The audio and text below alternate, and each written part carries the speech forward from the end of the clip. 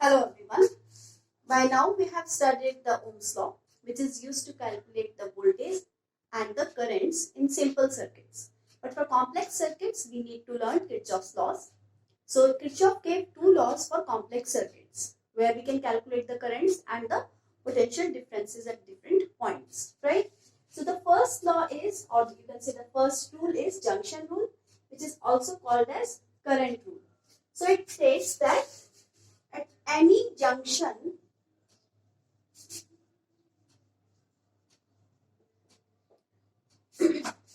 of a circuit,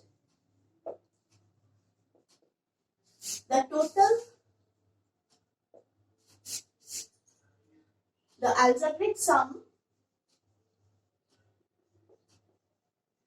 of the currents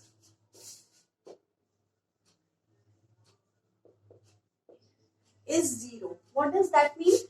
It says sigma I is 0. What does this mean? This means the currents approaching the junction, the total current approaching the junction is equal to the total current receding away, or you can say in simple words, leaving the junction.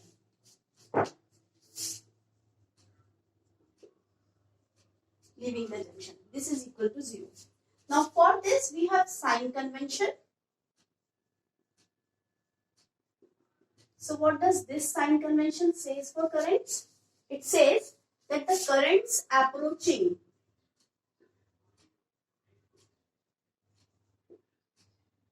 are taken positive and the currents leaving the junction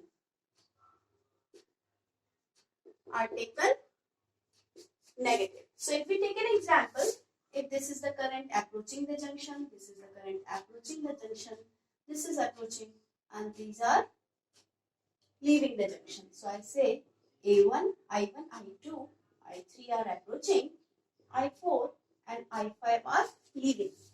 So if I take it this way, so I1 is positive, I2 is positive, and I3 is also positive because these are approaching the junction.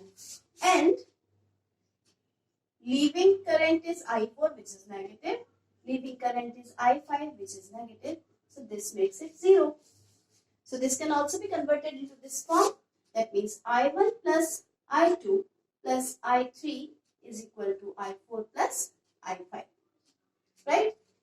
Now, it supports the law of conservation of charge. So, which law it supports? Law of conservation of charge. So, what does this mean? This means that at any junction, the charge is not accumulated.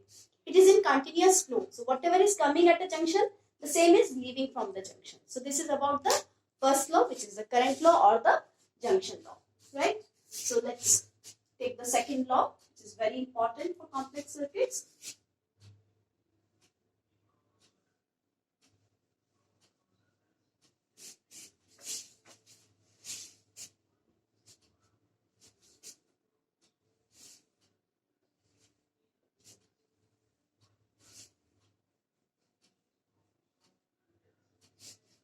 Second rule is junction rule. Second rule is loop rule. Sorry, junction we have already done.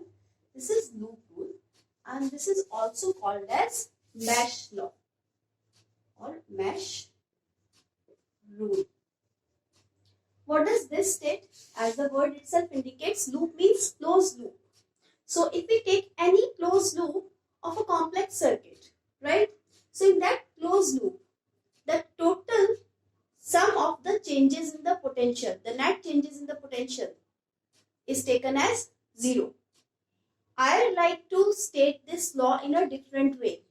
I like to state it like this, that the sum of total EMFs across a closed loop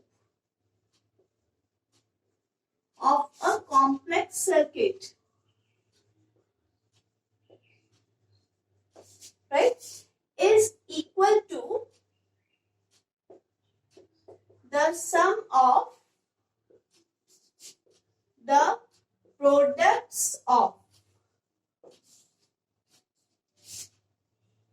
the currents and the resistances across the loop. So this way, the way in which I have written the statement, this will help you in learning the things for making the calculation simple. So I can write that the total EMFs is equal to the total of the products of the currents and the resistances, right? Here again we have sign conventions. So those sign conventions need to be understood because see, this loop rule is given, the statement is okay, but sign conventions may be different by different authors and different teachers, because in those cases, if we have different sign conventions, they will keep all these total EMFs and total voltages on one side. Here I am taking total EMFs on one side, total voltages on the other side. So here I will consider the sign convention which I am writing here. Okay. So here this sign convention states that first, the EMFs of the batteries which send the current in anti-clockwise direction is taken positive. So you can say, so anti-clock, I am writing in short, anti-clock EMFs are taken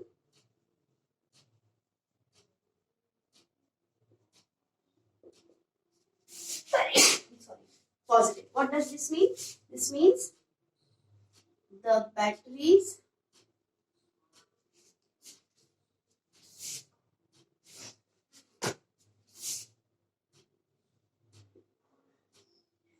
which send current in anti-clock direction,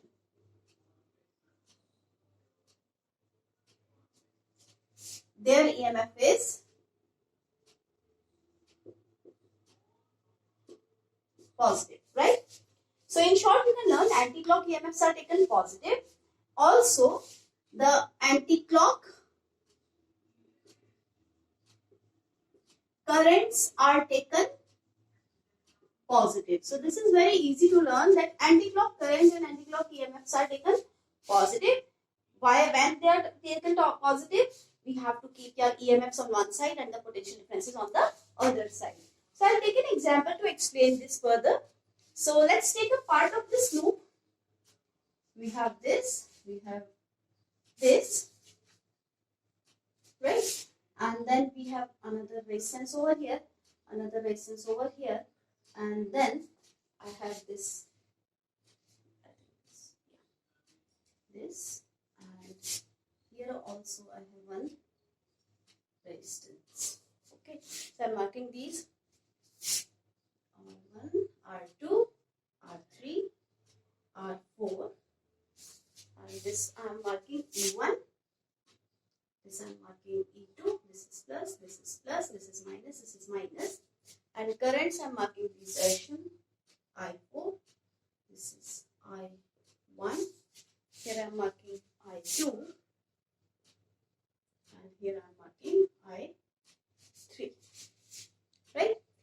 Now, what is the method? See, if you look at this, if this is a single circuit, then you will say these currents must be same, because if this is series, these currents must be same.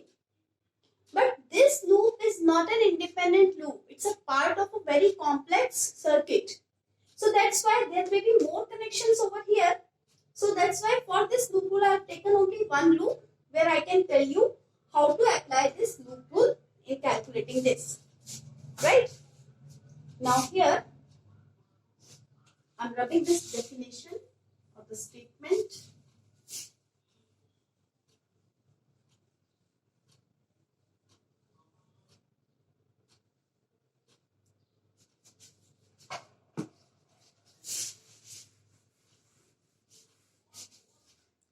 See, the method is, we start from any corner of the loop and then we reach that point again. We can take any way.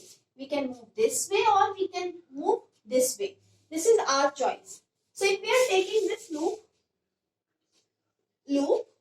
A, B, C, D, A. I have to take a closed loop. This is point is to be kept in mind. Now, what I have to keep? I have to keep this sigma E on one side and sigma I R on the other side. Right?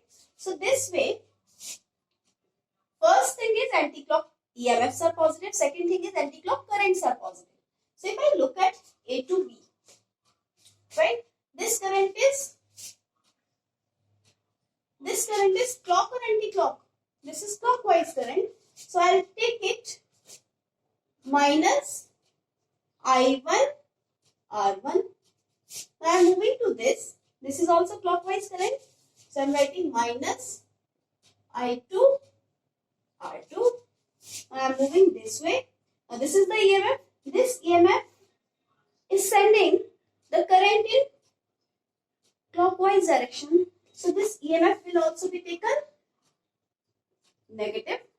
Okay. Now let's move to this. This current is also clockwise. So I'll write down minus I3 R3. Now let's move on to this resistance. Which direction is this? This one. So this current is clock or anti-clock? This is anti-clock current. So I can write plus I4 R4. Now look at this. This is also sending current in anti-clock direction. So I can write it plus E2. So this is the required equation which we have written using Kirchoff's second rule. Okay.